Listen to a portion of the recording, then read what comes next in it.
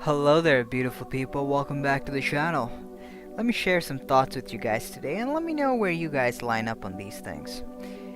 Sometimes there's these really hot button, controversial political debates, but you don't really care one way or the other, but most people have a really strong opinion about it. For me, one of those topics is abortion. Abortion for me, it's not something that I thought about, ever. Now, that is not to say that the issue isn't important, that is not to say that people advocating for it one way or the other shouldn't do it. It's just one of those things that I never gave much thought. I don't know if I'm pro-choice, I don't know if I'm pro-life. All I know is that I'm fairly agnostic with regards to this question. Now, the pro-life, pro-choice debate over the last several years has morphed into something really weird. I know the scientific community, the medical research community has made several advances in the discipline that has answered a lot of the pro-life, pro-choice questions. At the same time, the political part of the debate, I'm talking about the left-leaning spectrum of the American politics, has taken some weird positions with regards to pro-choice debate. I think in Virginia we're talking about after-birth abortions. Once again, I'm not particularly informed. If I'm mistaken, if I'm misrepresenting something, if I'm strawmanning, please let me know. That being said, I know a lot of pro-choice arguments, a lot of pro-choice positions. Now, why is it that someone like me, who doesn't really care one way or the other about the issue, why is it that I know pro-choice arguments? Well, it's fairly simple. Even though I never really cared about this, people who are pro-choice felt the need to tell me that they're pro-choice, felt the need to tell me why they're pro-choice, and felt the need to tell me that I should also be pro-choice unless I am an evil patriarchal misogynist. If you guys don't know what I'm talking about late night comedy, I'm talking about Hollywood, I'm talking about all or most forms of entertainment. Most people in the entertainment sphere are liberal. They take every position that the DNC adopts, so they're all pro-choice. And they often feel the need to tell me or you how much awesome it is to be pro-choice and why you and me should be pro-choice.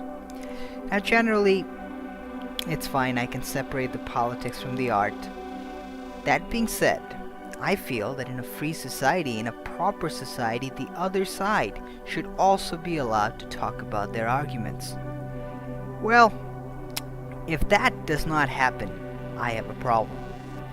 Recently, a movie is coming out, Unplanned. The movie is about the life of Abby Johnson. Abby Johnson was, I believe she used to be a Planned Parenthood director. If not a director, she worked for the organization. She was staunchly pro-choice in her youth. And one day she was asked to assist in an abortion, and that changed her worldview. In other words, it's a young person who went through certain experience that drastically changed this person's worldview, and this person wants to share her experience and her opinions with us. Why shouldn't they be allowed to? I don't know. In my world, they should.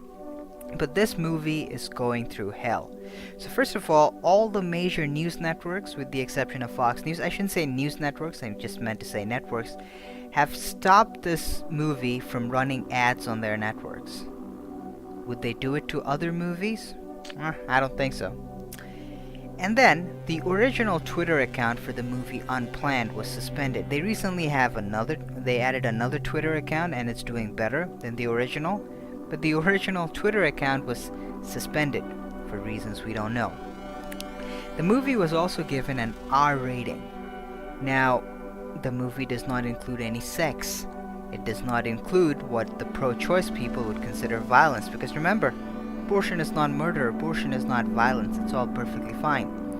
I was recently watching to Dennis Prager's podcast, and he brought along someone who was working for the movie, and he outlines the difficulty these people had in getting their message out.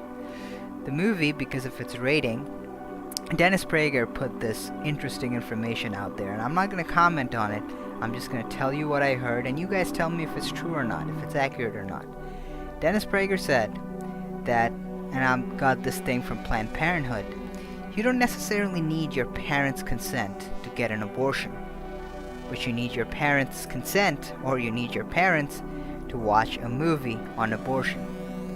All these things seem to tell me that one side of the argument, one side of the debate, is being silenced in every possible way, and that is what I don't like.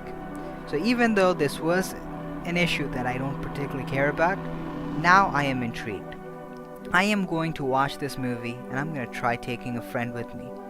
I ask you guys to do the same if you're intrigued, and if you are a conservative, if you are someone who is pro-life, if you are someone who holds Christian values or Catholic values or whatever the case may be, you people constantly complain that the left is silencing you. Well, here's a chance for you guys.